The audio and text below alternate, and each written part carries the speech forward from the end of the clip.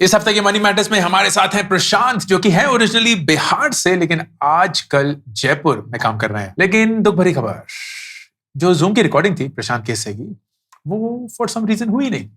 तो आधे घंटे का जो कंटेंट है वो मैं बताने की कोशिश करूंगा कि प्रशांत और मैंने क्या बातें करी थी, उनकी एग्जैक्ट प्रॉब्लम क्या थी और कैसे हमने उसको सॉल्व करने की कोशिश करी। तो प्रशांत जो है वो बिहार से हैं, उन्होंने वहीं से इंजीनियरिंग करी इलेक्ट्रॉनिक्स में, और पिछले 4 महीने से जयपुर में है, एक एडटेक कंपनी में है, वहां सीनियर गाइडेंस एक्सपर्ट के रूप में काम करते हैं। 25 साल के प्रशांत की मेन जो चैलेंज थी, जब मैंने उनसे पूछा कि किस कारण से आपने मनी मैटर्स का फॉर्म भरा, तो बेसिकली ये था कि लोन्स नहीं संभल रहे। किसी पॉइंट पे लोन लेने की कोशिश करते हैं, मिल जाता है, फिर उसको चुकाने की कोशिश करते हैं, लेकिन कहीं कुछ और हो जाता है। तो लोन के जंगल में कहीं ना कहीं वो फंसे हुए हैं एंड उसे बाहर निकलना चाहते हैं। ये भी नहीं है कि हालत खराब है, ऐसा नहीं है कि कम कमा रहे हैं, लोन चुका नहीं सकते, but somehow he is not able to wrap his head around this problem. ठीक है, कोई बात नहीं, हम इसमें आपकी पूरी मदद करने की कोशिश करेंगे। तो here is his financial situation. हर महीने प्रशांत को 36,000 रुपए मिलते हैं एज हिज फिक्स्ड पे। उसके ओवर एंड अबाव पिछले 2 महीने से कम मिल रहे हैं। 4 महीने हुए इनको काम करते हुए। वो सेल्स की नौकरी करते हैं या एक इंसेंटिव बेस्ड नौकरी करते हैं। तो उनको करीब 15,000 रुपए बोनस मिलता है हर महीने। सैलरी उनको मिलती है 1 तारीख पे, बोनस उनको मिलता है 19 से 20 तारीख के करीब, और मोटा मोटा 50,000 रुपए टोटल सैलरी आती है, लेकिन 2 भागों में बढ़ते हुए। पीएफ कट के आता है। एंड उनके खर्चे क्या है, तो सबसे पहले उनका रेंट 5500 रुपए है, खाने पीने पे वो करीब 5,000 रुपए खर्च करते हैं, ट्रैवलिंग पे करीब 3,000 रुपए खर्च होते हैं, और उनके पर्सनल एक्सपेंसेस जो हैं, बाहर खाना खाना कुछ करना 5,000। तो टोटल उनका 18,500 रुपए मोटा मोटा महीने का खर्चा है। ये 18,500 भी बड़ी इंटरेस्टिंगली उन्होंने बताया। सबसे पहले उन्होंने बताया कि रेंट 550 रुपए है, फिर फूड 5,000 रुपए है, मेरा ट्रैवलिंग 3,000 रुपए है। फिर मैंने उनसे पूछा कि पर्सनल कोई एक्सपेंसेस हैं, घर कुछ बेचते हैं? नहीं, कुछ नहीं है, बस यही है। और फिर बातों बातों में पता चला कि उनका क्रेडिट कार्ड का कुछ 25,000 रुपए का सिलसिला चल रहा है। कभी कोई बाहर खाना खा लिया, कहीं रेंट क्रेडिट कार्ड से दे दिया, कहीं कुछ और खर्चे आ गए तो क्रेडिट कार्ड से कर लिए। एंड ये अक्सर मैंने लोगों में देखा है, खासकर वो लोग जो क्रेडिट कार्ड सही से यूज नहीं करते, उनके लिए उनके महीने के खर्चे होते हैं और फिर अलग से एक क्रेडिट कार्ड का खर्चा होता है। तो मैं अगर प्रशांत से फॉर एग्जाम्पल पूछूं कि आपके महीने का खर्चा क्या है, वो जोड़ जाड़ के बोल देंगे चलो 18,500 रुपए, जो आप यहाँ देख सकते हैं। लेकिन फिर वो बोलेंगे मेरे क्रेडिट कार्ड का एक 25,000 रुपए का खर्चा है। अरे भाई, क्रेडिट कार्ड एक खर्चा नहीं है, क्रेडिट कार्ड एक पेमेंट करने का मैकेनिज्म है। जैसे यूपीआई खर्चा नहीं है, यूपीआई पेमेंट करने का एक तरीका है, तो क्रेडिट कार्ड भी एक पेमेंट करने का तरीका है। वो जो पेमेंट आपने करी है वो इन्हीं कैटेगरीज में कहीं से होनी चाहिए ना। एक अफलातून अलग सी कोई कैटेगरी थोड़ी है जो कहीं से बन चुकी है और वहां आपके 25,000 रुपए चले जाते हैं। This is a huge mistake. Please recognise करिए, क्रेडिट कार्ड का जो आपका खर्चा है उसको भी आपको वापस जो आपके मेन खर्चे हैं उन कैटेगरीज में बांटना होगा, तभी आपको पता चलेगा कि आपका वाकई में खर्चा क्या है। वरना तो आप कुछ सर पैर लिए हुए अपना ही खर्चा मान के क्रेडिट कार्ड को एक बड़ा सा बक्सा बना के, जिसको आप समझने की कोशिश नहीं करते, आगे बढ़ रहे हैं। गलत है।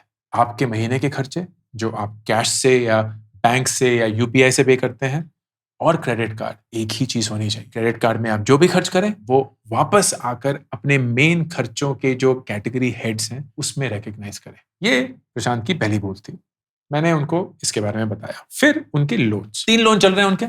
एक लोन है जिसका आउटस्टैंडिंग 2,36,000 रुपए है, 19% पे उनका लोन ये चल रहा है, 29 ईएमआई बची हुई हैं और ईएमआई है 10,181 रुपए महीना। दूसरा लोन 3,600 रुपए का ईएमआई है, 7 ईएमआई बची हुई हैं, करीब 22,000 रुपए बचे हुए हैं। और तीसरा लोन 3,000 रुपए की ईएमआई है, करीब 24 ईएमआई बची हुई हैं और 60,000 रुपए इसमें बचे हुए हैं।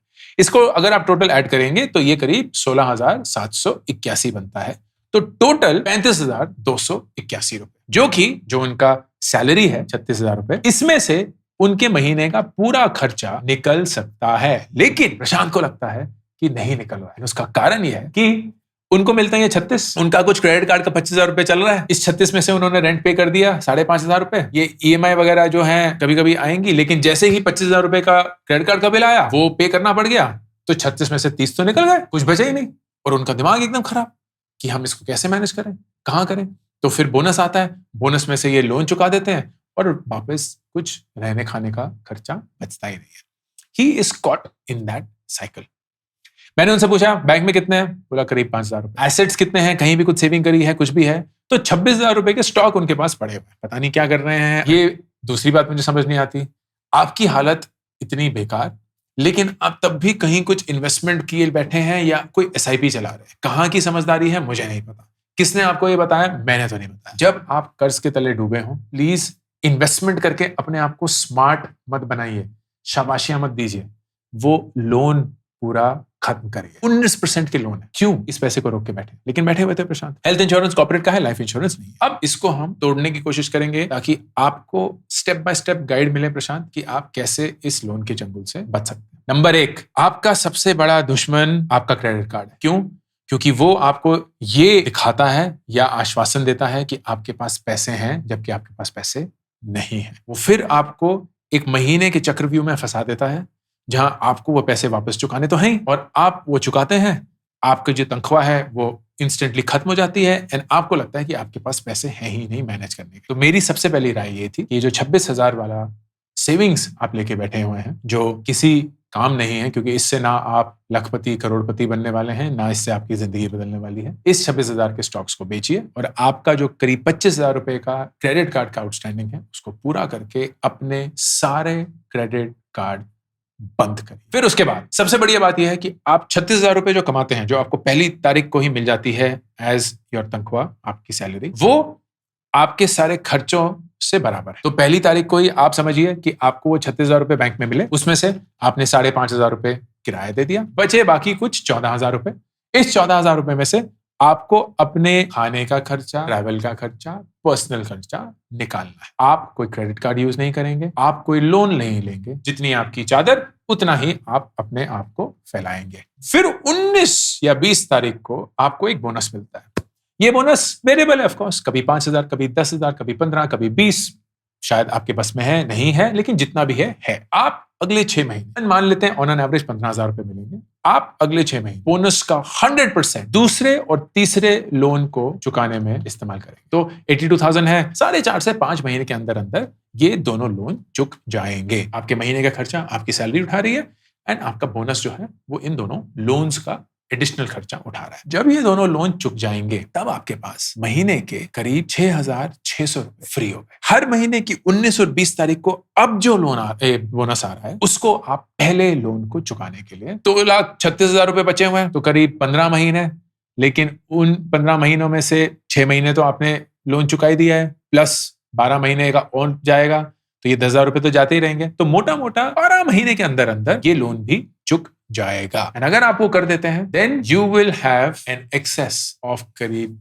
17,000 रुपए generated every month when your loans are completely over. उस पॉइंट पे ऑफ कोर्स कुछ पैसा अपने पर्सनल एक्सपेंसेस के लिए रखिए, कुछ पैसा इन्वेस्ट करिए। अगर हम 20,000 रुपए हर महीना इन्वेस्ट करें, हर साल उसको 5% से बढ़ाएं, 15% एवरेज मान के चलें रेट ऑफ रिटर्न, तो 20 साल के अंदर प्रशांत के पास होंगे 3.5 करोड़ रुपए। और यही अगर उसने 30 साल कर दिया, उसके पास होंगे 16 करोड़। आप बोलेंगे यार 16 करोड़ रुपए 30 साल बाद क्या ही होगा? देख लेते हैं, इन्फ्लेशन से 6% मान के चलते हैं, 2.78, मतलब आज 2025 में आप कोई भी चीज 2,80,00,000 रुपए में जो खरीद सकते हैं, वही चीज आप 30 साल बाद भी खरीद पाएंगे जब 2055। ये होगी पैसे की अहमियत, ये होगी पैसे की औकात। अगर मैं आज प्रशांत को 3 करोड़ रुपए दे दूं, उसकी पूरी जिंदगी सेट हो जाएगी। सिर्फ 20,000 रुपए रेगुलर इन्वेस्टिंग, 5% हर साल बढ़ाना, 15% मान के चलाए जो अचीवेबल है। यही मैंने प्रशांत को सिखाने की कोशिश की। जिन लोगों ने बहुत पैसा कमाया ना,